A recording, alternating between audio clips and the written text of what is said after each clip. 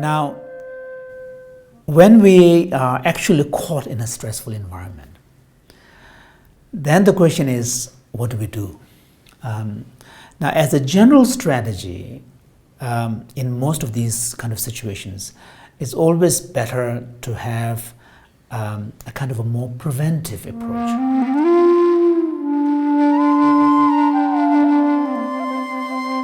Now, the preventive approach would include, or should include, some kind of mindfulness type practice, where in a formal sitting, it could be 5 minutes, 10 minutes, whatever you do, where in a formal sitting, you learn the ability to quieten your mind, you learn the ability to disengage from your thoughts and observe your thoughts.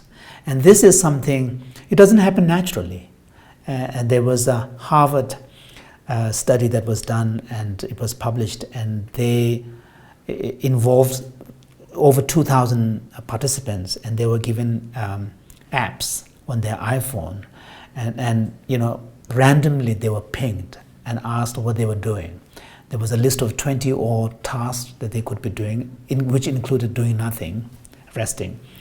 And then they were asked what they were doing, then they were asked how focused they were, and then they were asked whether they were thinking about something that was, unhappy or happy. And then the result of that came out in a paper, and there was an article which says basically the human mind is a wandering mind, and wandering mind is a source of unhappiness.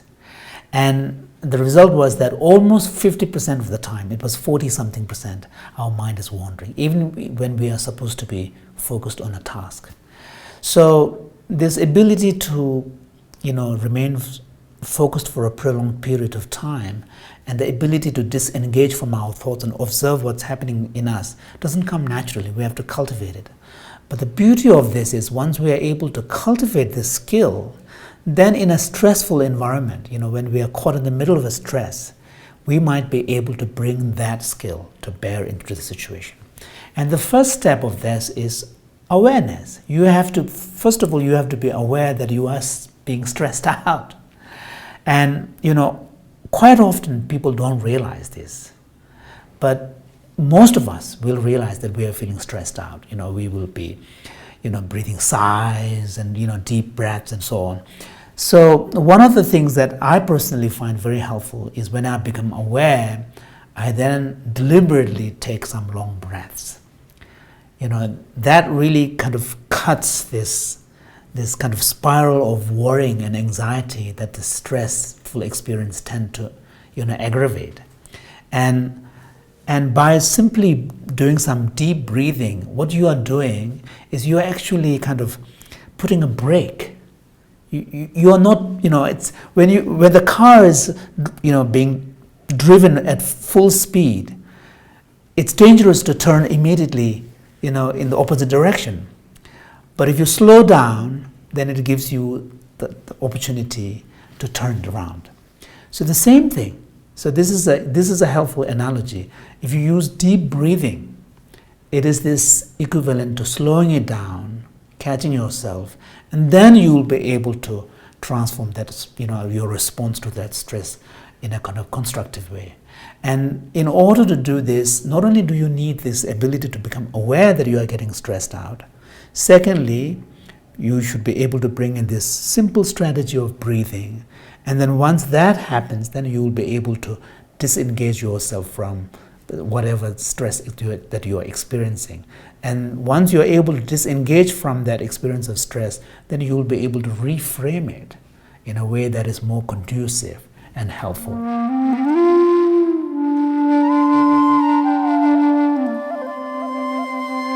If we were to read today, any publications on stress in the, particularly more in the general public kind of media, stress has a very, very bad press.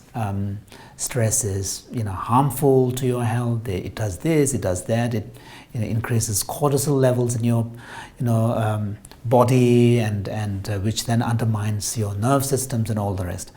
But interestingly, there is a rethinking going on in science today. There's a new science of stress.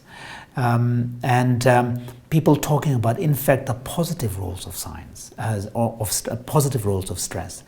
And in fact, one of my colleagues at Stanford University, Dr. Kelly McGonigal, had just recently published a book called The Upside of Stress. And so there is a kind of a rethinking going on.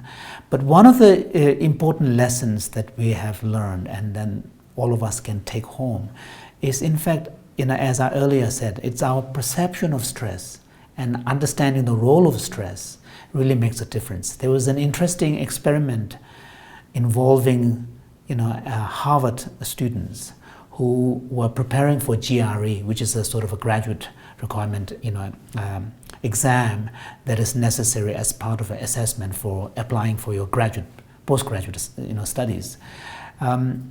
The students who were taking those exams were randomly divided into two groups.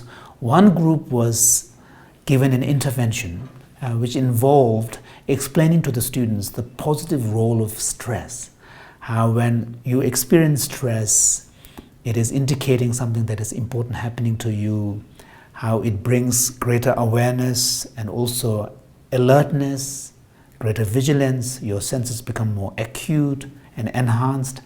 And then when the stressful event is over, then you don't, these things slow down. That's the role of stress, to make us more aroused so that we rise up to the challenge.